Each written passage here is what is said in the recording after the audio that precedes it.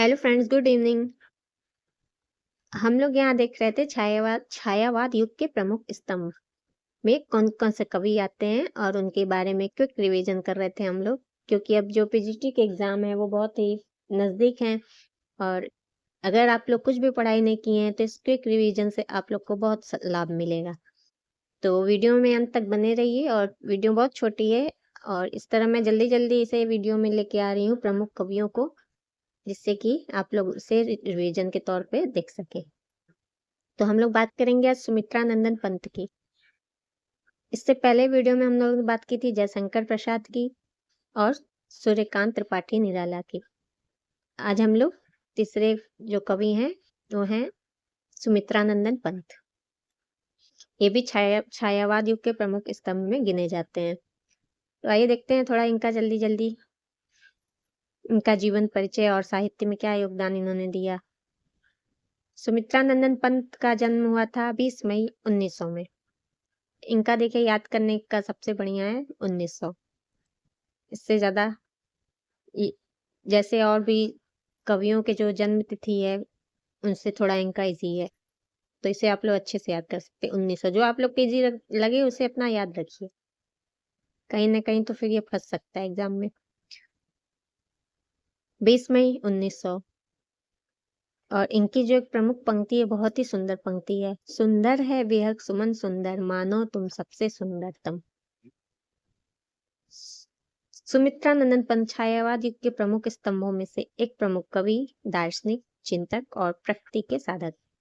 वे इनकी रचनाओं में प्रकृति प्रेम, सौंदर्य बोध, मानवतावाद, आध्यात्मिकता और प्रगतिशील चेतना का अद्भुत संगम मिलता है। अब इनके जीवन परिचय के बारे में बात कर लें। जन्म 20 मई 1900 बताया, तो ये मैं अल्मोड़ा में हुआ था, उत्तराखंड खंड के थे ये। इनके पिता थे गंगादत्त पंत और माता सरस्वती देवी। शिक्षा इनकी प्रारंभिक शिक्षा अल्मोड़ा में, उच्च शिक्षा काशी और इलाहाबाद में हुई थी।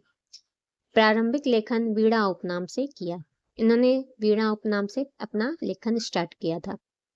छायावाद के प्रमुख कवि, साथ ही उत्कृष्ट निबंधकार, अनुवादक और विचारक भी थे।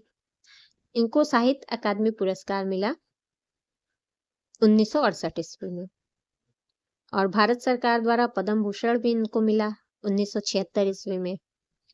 और इनका निधन जो है 28 दिसंबर 1977 को दिल्ली में हुआ।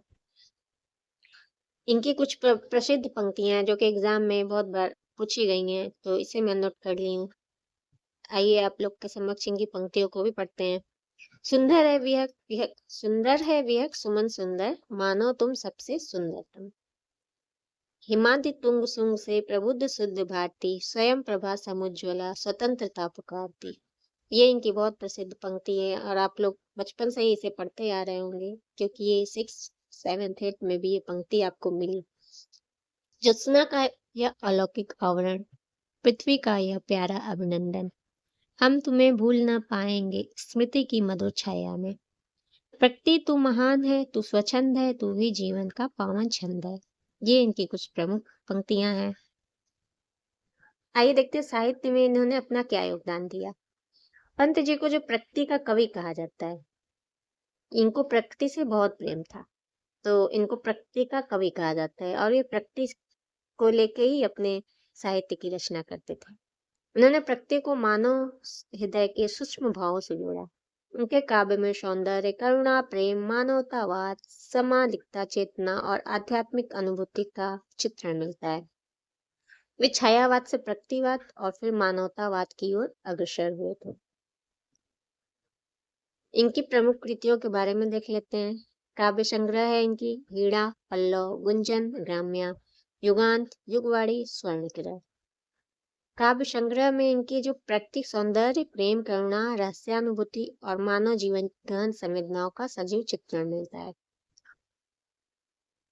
ये प्रकृति प्रेमी थे, इसलिए इनकी कृतियों में प्रकृति का प्रेम जरूर झलकता है। गीतिकाएं इनकी है कुछ, लोकायतन, उत्तर और अंतिमा। इन गीतिकाओं में दार्शनिक चिंतन, मानवतावाद और आध्यात्मिक अनुभूति की अनूठी छटा भी मिलती है। निबंध एवं गद्य रचनाएं इनकी हैं। छायावाद, साहित्य और संस्कृति। ये देखिए, साहित्य और संस्कृति बहुत बार एग्जाम में पूछे गए हैं। यूजीसी नेट में भी इससे पूछे गए हैं, तो इसको आप लोग ध्यान रखिएगा। सुमित्रानंदन पंत जी की है। कला और बूढ़ा चांद, मेरी सौंदर्य साधना।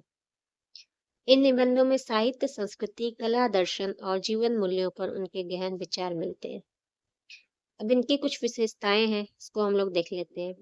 प्रकृति के सूक्ष्म और सौंदर्यपूर्ण चित्रण की अद्वितीय कवि हैं ये, और भाषा इनकी संगीतात्मक, लयात्मक और अशांत मधुर है।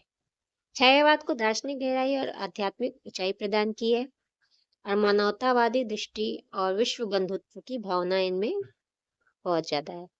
कविता के साथ साथ ये निबंध, अनुवाद और बाल साहित्य में भी योगदान देते हैं। उन्होंने सौंदर्य को साधा, प्रकृति को पूजा और मानवता को अपनाया। उनकी कविता आज भी हमें जीवन का सत्य और सौंदर्य सिखाती है। इसी के साथ वीडियो को समाप्त करते हैं। वीडियो पसंद आए तो इसे लाइक और सब्सक्राइब जरूर कर दीजिएगा।